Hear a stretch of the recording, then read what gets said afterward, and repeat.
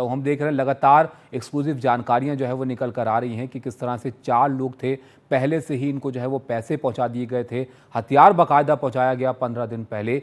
और क्या कुछ जो है वो पता चल पा रहा है सूत्रों के हवाले से, किस तरह की ये साजिश थी और कितने लोग इसमें शामिल हो सकते हैं?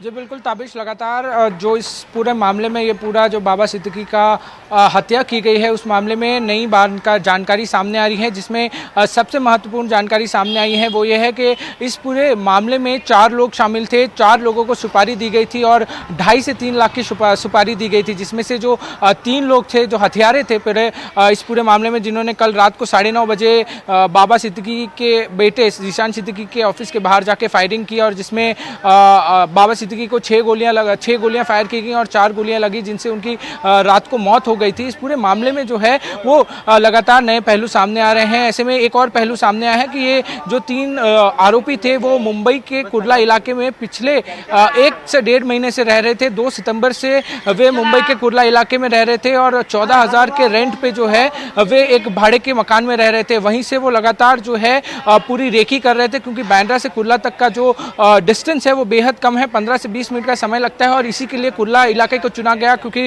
वहां पर बांद्रा पहुंचने में आसानी होती है और लगातार जो बाबा सिद्दीकी की मूवमेंट है, रेकी है, वो वे लोग आराम से कर सकते हैं। ऐसे में जो चौथा व्यक्ति है उसकी भी जांच लगातार जो मुंबई क्राइम ब्रांच है वो कर रही है। इस मामले में तकरीबन 4 आरोपी हैं, 2 को गिरफ्तार कर लिया गया है, 1 अभी भी फरार है और चौथे व्यक्ति को अभी आइडेंटिफाई किया जा रहा है। और मुंबई क्राइम ब्रांच को ये शक है ताबिश कि ये वो व्यक्ति है जिसने हर छोटी डिटेल्स इन 3 आरोपियों को दी बाबा सिद्दीकी के बारे में, कि वो कितने बजे उठते हैं, कहाँ जाते हैं, कहाँ जाते हैं, क्या कुछ करते हैं, और उसके बाद ये पूरा प्लान बनाया गया। इसमें एक बार और जो है वो सामने आई है कि 2-2.5 लाख की जो पूरी सुपारी की रकम थी उसमें 50-50 हज़ार रुपये जो है इन चारों को आपस में बांटने थे और इस पूरे वारदात को अंजाम देना था। वहीं अब पुलिस ने जो 4 टीम बनाई हुई है जो कि महाराष्ट्र के अलग अलग कोने में इस तीसरे फरार आरोपी को ढूंढ रही है। उसके साथ साथ कुछ मुंबई क्राइम ब्रांच की यूनिट्स जो हैं वो दिल्ली, उज्जैन, हरियाणा और